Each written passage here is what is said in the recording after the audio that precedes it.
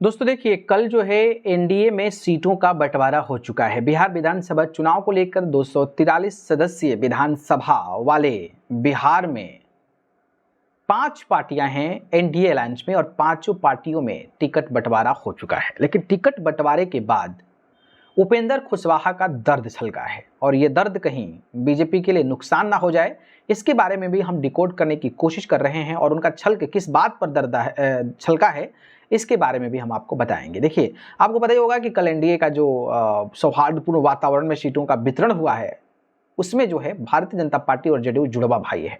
यानी कि बीजेपी 101 सीटों पर लड़ेगी और जनता दल यूनाइटेड भी 101 सीटों पर लड़ेगी। लोजपा रामविलास पासवान ने बाजी मार लिया, चिराग पासवान ने बाजी मार लिया। 29 सीटें जो हैं वो मिली हैं उनको। बाकी बीजेपी और जेडीयू के बाद तीसरे नंबर की बड़ी पार्टी जो सबसे ज्यादा सीटें एनडीए में मिली है। बाकी उपेंद्र कुशवाहा और मांझी को महज 6 सीटें मिली है।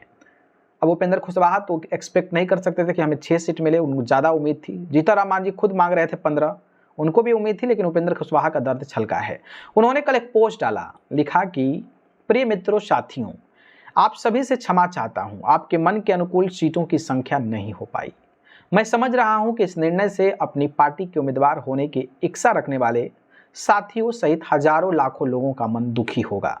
आज कई घरों में खाना भी नहीं बना होगा, परंतु आप सब मेरी एवं पार्टी की व्यवस्था और सीमा को बखूबी समझ रहे होंगे। किसी भी निर्णय के पीछे कुछ परिस्थितियां ऐसी होती है जो बाहर से दिखती है, मगर कुछ ऐसी भी होती है जो बाहर से नहीं दिखती है। हम जानते हैं कि अंदर की परिस्थितियों से अनभिज्ञता के कारण आपके मन में मेरे प्रति गुस्सा भी होगा, जो स्वाभाविक भी है। आपसे विनम्र आग्रह है कि आप गुस्सा को शांत होने दीजिए, फिर आप स्वयं महसूस करेंगे कि फैसला कितना उचित है या अनुचित है। फिर कुछ आने वाले समय बताएगा, फिलहाल इतना है।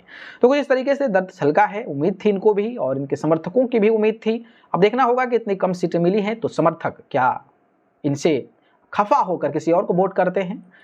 इसका नुकसान होगा, फायदा होगा आने वाले चुनाव में, इस पर भी नजर बनी रहेगी। तो बने रहेगा चांस के साथ, जैसे अपडेट आएगा तो मैं आपको बता दूंगा। ठीक है।